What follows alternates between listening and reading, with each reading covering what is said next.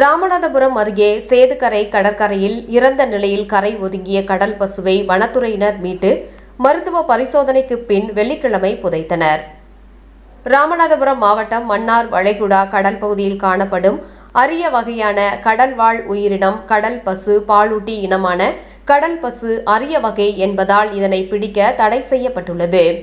மேலும் மீனவர்கள் வலையில் சிக்கினால் அதனை கரைக்கு கொண்டு வராமல் கடலில் விட வேண்டும் என வனத்துறையினர் மீனவர்களிடம் அறிவுறுத்தி வருகின்றனர். இந்த நிலையில் சேதுக்கரை கடற்கரையில் கடல் பசு இறந்த நிலையில் கிடப்பதாக மீனவர்கள் கீழக்கரை வனத்துறை அலுவலர்களுக்கு தகவல் தெரிவித்தனர்.